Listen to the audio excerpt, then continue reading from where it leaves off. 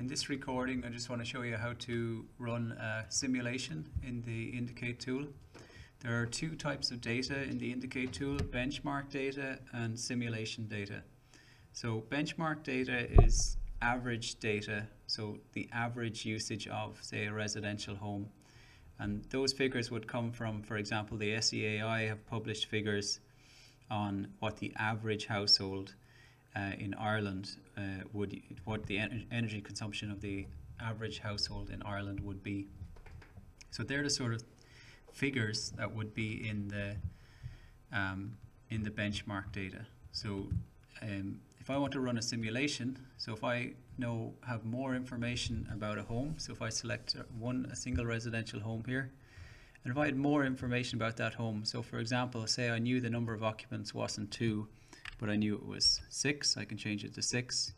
Number of occupants employed, I'm happy that that's 2, and the number of occupants of voting age is 2.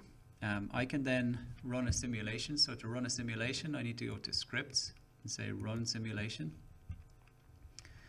In order to see the progress of the simulation, I need to open up the console.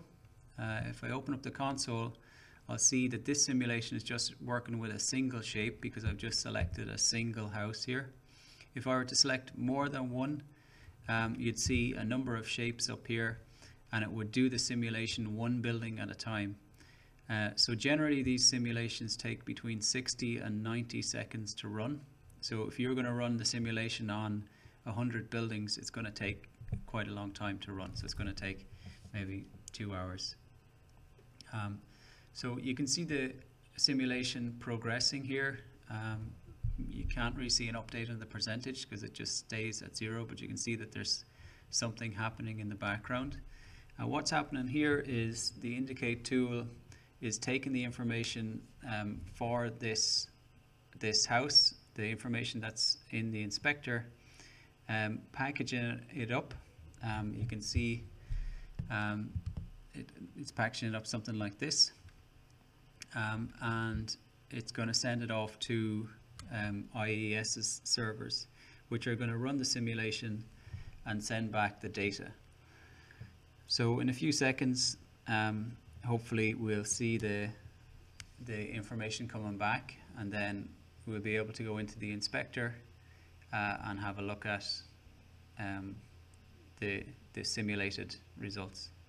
And again, simulated results should be more accurate than our benchmark data, because we're not assuming that you're an average house. We're assuming that you know about the house, you know how many people live there. You can change the insulation that it might have. You could change the height of the house.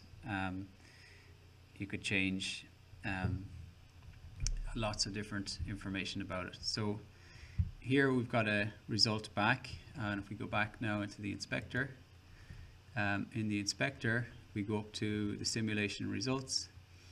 We should see that the total energy with the existing interventions is 17,173, and if I apply my future interventions, so we'd have to go into the inspector and see what those interventions are, but I would reduce the usage quite a lot.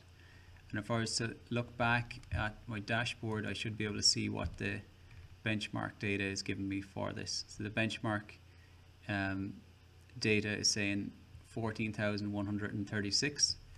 Now I've run the simulation, and it's telling me the usage is actually 17,173, and that's because I've increased the number of occupants in the house from 2 to 6, so you'd expect to see an increase in the energy usage.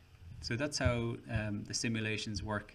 And again, simulations should give you more accurate data than the benchmark data.